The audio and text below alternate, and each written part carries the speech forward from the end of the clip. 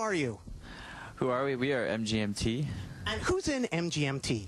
Well, this is Andrew Van Weingarten. I'm Ben Goldwasser. This is Will Berman, James Richardson, and Matt Asti. We're all 5 of us in MGMT.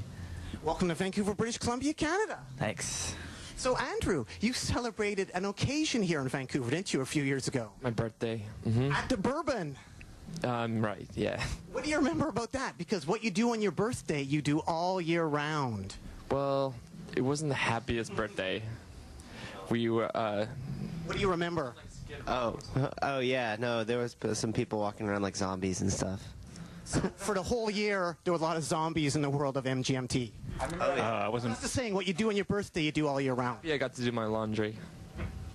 That was the high point of the day. So here you guys are in Vancouver, British Columbia, Canada. Yeah. And Canada is also the former home, because now he's dearly departed, of Bruce Hack. Yes, it's true. What can you tell the people about Bruce Hack, a Canadian, an important Canadian?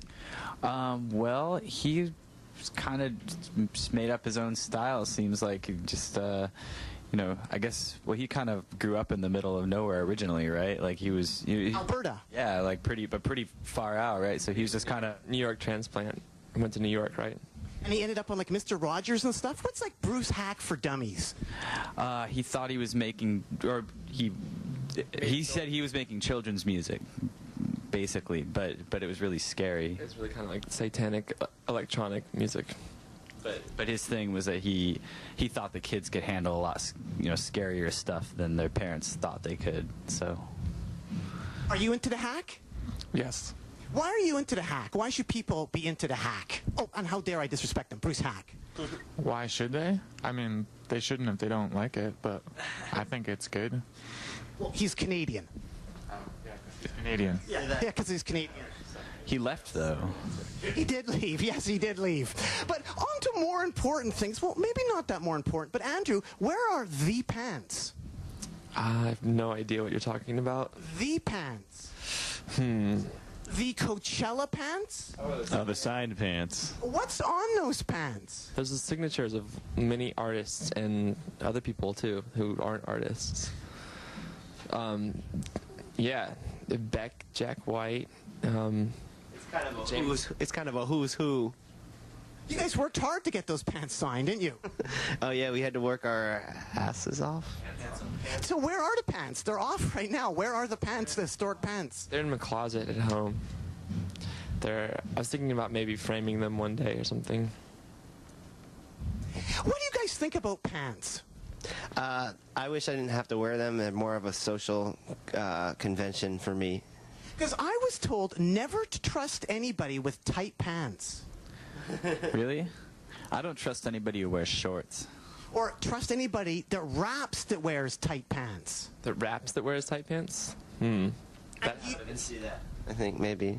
Yeah, and you guys worked with Kid Cudi. He has tight pants. He does wear tight pants, yeah. So how is that? Like a rapper told me, hey, all rappers got tight pants. You should be wary of them. I think broad generalizing statements like that are just wrong, you know, and generalizing statements like that.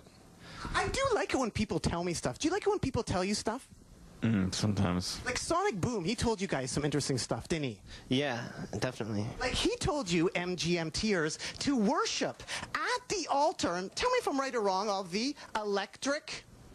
Prunes. The electric prunes. What can you tell the people about Sonic Boom and the electric prunes and your cover, and MGMT?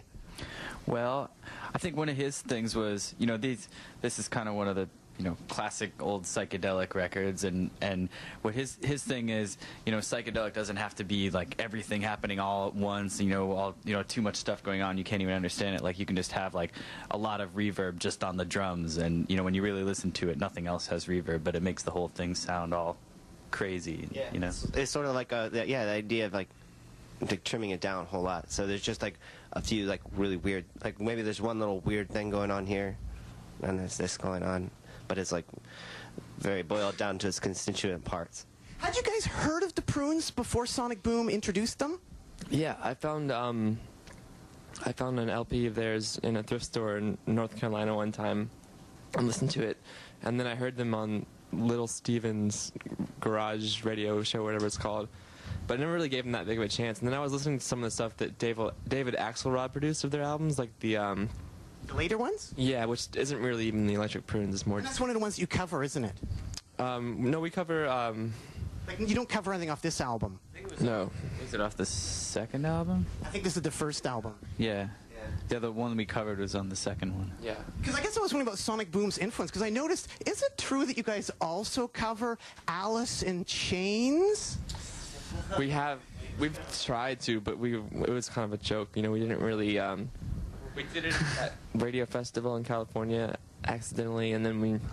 Accidentally covered Alice in Chains? Really like that show at Glasslands. Remember that one? It was like real debacle. Yeah, we did it there too. I think we did the Rooster. Oh, yeah. All right.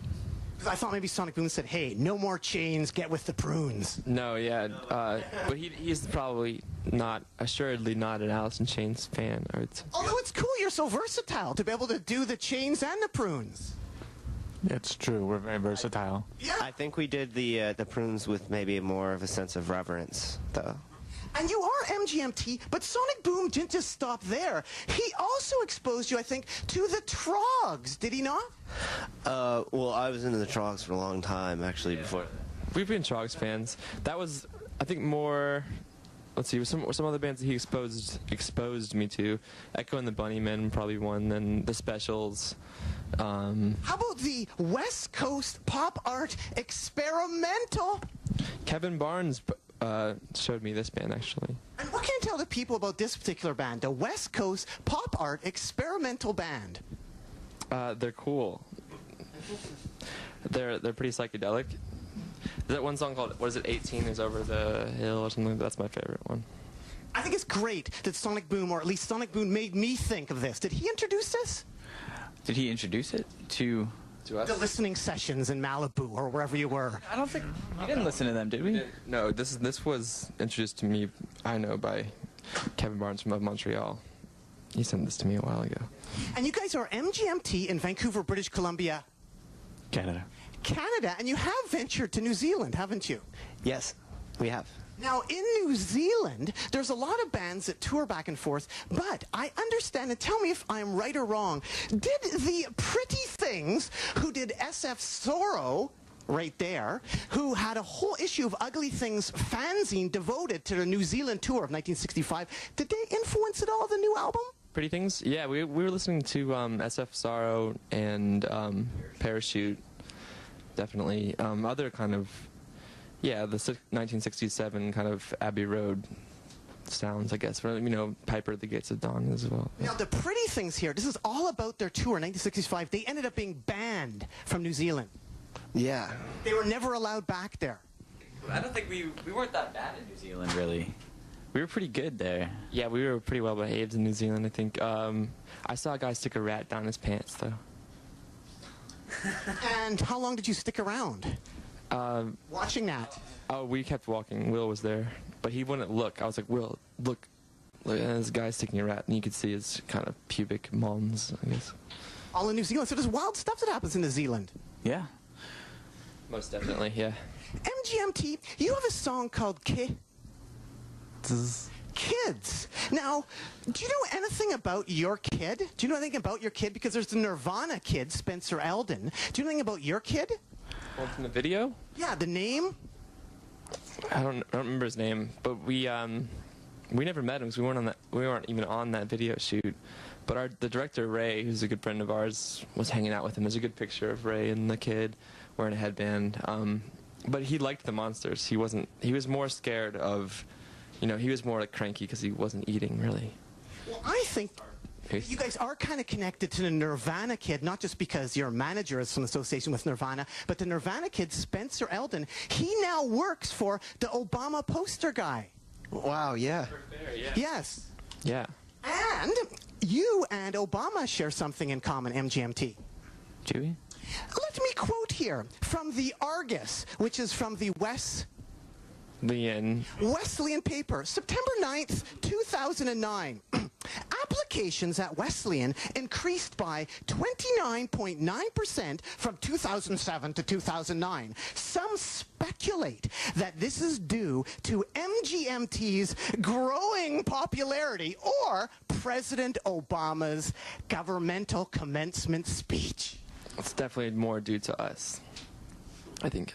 I think that's great. Oh, actually, it also could be the Deke parties. Yeah, could be. What were the Deke parties like there? It really was rated right up there. Like, you could be increasing in popularity. What were the Deke parties like there? Well, I think that could be why admissions have gone up. Party. There's a really nice black Labrador retriever there.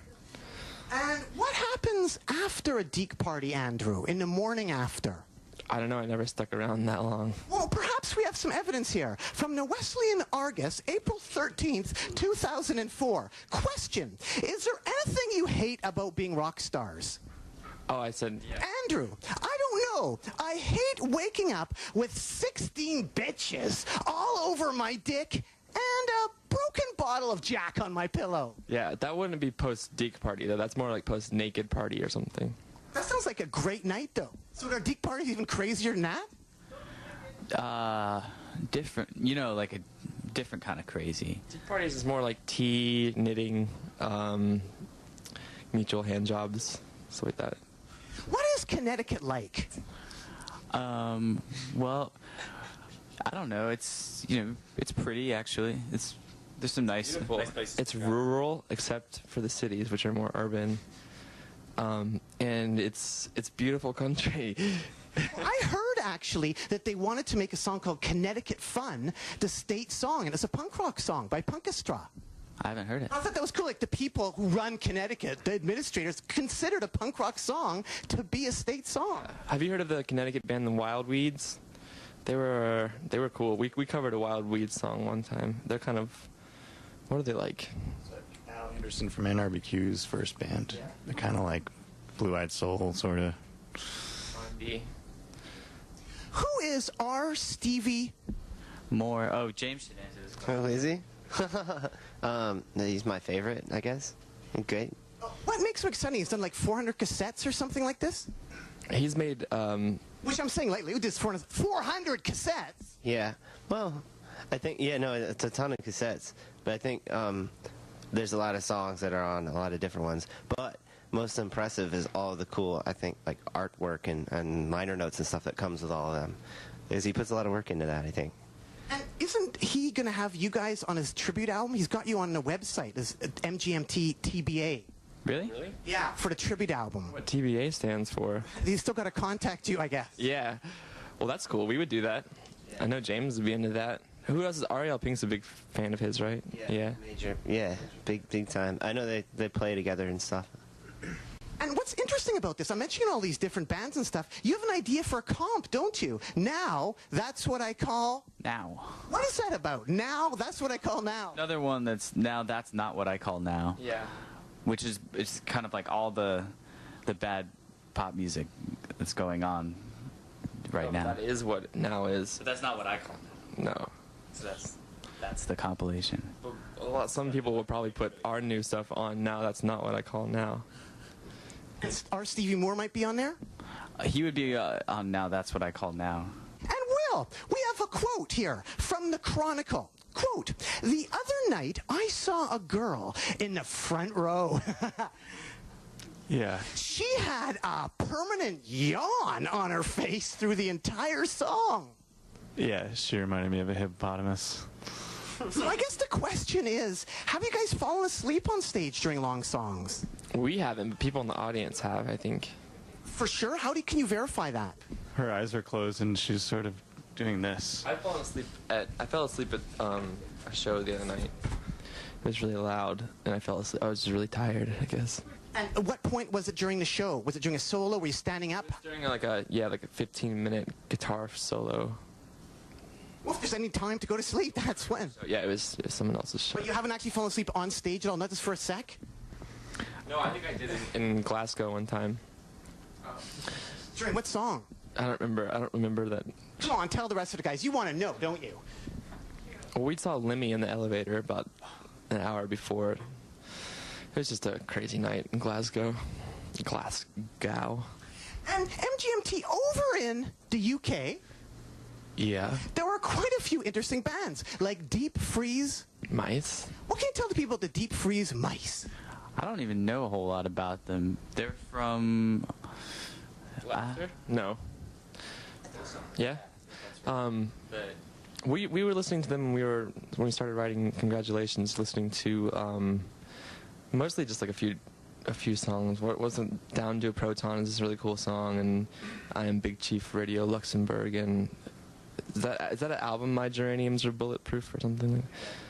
Yeah, it's kind of just really quirky music that we somehow tried to incorporate. I think mostly you see that in that Song for Dan Tracy, some of the chromatic chord changes and stuff. Some more Stevie Moore connections there too. Yeah. How's that? Well, let's see, like chrysanthemums, like Yukio Young, stuff like that. Crossover, cross-pollination. And the Deep Freeze Nice. from Leicester have a message for you, MGMT. Do you know that? No, what is This is a message that I took from the Leicester Mercury, and it's from Alan Jenkins of the Deep Freeze. Nice. And he says, you can definitely hear a Deep Freeze Mice influence on the Brian Eno track by MGMT. It has a resemblance to a tune we created in 1985 called Reading an Agatha I don't know. Christie! See, you do know the song. I don't think I have the nerve to ask MGMT if they want to collaborate, and We would collaborate. it probably hasn't occurred to them that we're still alive. Oh, we know they're still alive. I've Googled them and. Yeah, they're deeply frozen. And Alan Jenkins of MGMT actually... A surf rock band now, I think. Like an instrumental surf rock band, I'm pretty sure. And Alan Jenkins of the band Deep Fried Meese. and Chicken Fried, Mouse. Kentucky Fried, Cheese. School Bus. Donkey. Alan Jenkins of the Deep Freeze Mice says lastly to MGMT, I would consider a request to produce their next album, and I would definitely make a fine job of it. Wow. How come we didn't hear about this, Mark? I guess he doesn't read the Leicester Mercury. The Lesser Merc. So maybe you'd like to address right now the people out there. Could you, Andrew? Thank you for your kind words, and we would be open to collaborate. And yeah, we should meet you guys. Now, you guys were trying to blame Mark right over there, the legend it is Mark. Come over here, Mark, if you could, just for a second, to end the interview here with MGM. Who is Mark? Could you explain? Actually, Mark, could you get in the light? Does Mark always hide out of the light? No, he He is out of the light. I guess a manager is. son. Who is Mark? He is the light. He is our Lord. No, he is our manager. Mark Cates. Legendary. Mark Cates. The Cates. DJ Carbo. So, Mark, your band here has friends with the band Sonic Boom, Mr. Sonic Boom. Correct. His good friends. Now, Mark here is from Boston, right? Right? Now, how come, Mark, because you love Boston, how come you did not get your favorite band, MGMT, to get produced by this band, The Liars, who you worked with? What can you tell MGMT about The Liars on Ace of Hearts Records, a true garage rock band? They're a true garage rock band. Yeah, I don't know. It didn't really come up. They share influences with The Liars. They're not just influenced by what The Liars did. They all go back to the source, like you do. Have you ever heard of The Liars at all? I haven't. No. This is a band that Mark was behind on Ace of Heart Records, and The Liars, just amazing, kick-ass garage rock and roll. There's the Mono Man, Jeff Connolly. He's wild, isn't he, Mark? He is wild, absolutely. Like a true garage rock spirit. True garage rock spirit. What's interesting, MGMT, if you continue on here, check this out right here. I want to ask Mark about, there's The Liars. Mark, could you hold this for a second? We turn over this Liars record. The one record you don't have is the one you need, On Fire, with the lyre burning in the desert. That's, that's the classic. This is fascinating. Turn this over. What do you see on the back? What labels is this on? I don't quite understand. I don't understand either, actually. I'm speechless. Ace of Hearts, Tang, and Sire. How is that on Sire Records? Well, Jeff was signed to Sire because he was in DMZ. Yeah, which is one of the earliest Sire signings. But I'm speechless at the sight of this, to be honest. I don't know. That's a bootleg, is what I would say. Mark is a legend, isn't he? Yeah, he's a legend to me. Yeah. I mean, like for instance, Weezer. You worked with Weezer, I didn't actually work with and Weezer. you told Weezer to cover MGMT. Exactly. Yeah. It was. Like you have him being able. What do you think of Weezer's MGMT cover? So I've read that it's better than our version of it, which is cool, I guess. Actually, when we were recording this last album, I got a phone call or a message or something from a friend of mine who I guess knows them somehow, and he said that Weezer was trying to figure out how to play kids, and they wanted to know how we got the flute sound. So I told them over the phone, and then they, I guess. Now they're millionaires. What about the Rock of Fire Explosion? Isn't that the best MGMT cover? Yeah, that's a great cover. That's just crazy that, you know, we were discussing the concept for Electric Feel video, and we were really cool to have the animatronic bears from Chuck E. Cheese, and turns out the guy was a fan of our band, and it all just worked out really well. It's cool. So MGMT wants something. They want that Rock of Fire thing in their video, right, Mark? Absolutely. And it gets in their video. That's what happens. Now, what They want, they get. Now, I'm wondering, what's this Butcher cover idea? Are you with the band on that? Can you explain that, Mark? No. What was the Butcher cover idea you had for your limited edition? I don't know. What is this? We supply money to scrape the cover off. Oh. Beatles Butcher illusion, that's what that is. How did you convince Mark to do that? That sounds pretty expensive. Like, you know, people will buy 2 copies because they want one to keep preserved and then one to scratch off, right? So we had a coin made very cheaply in China.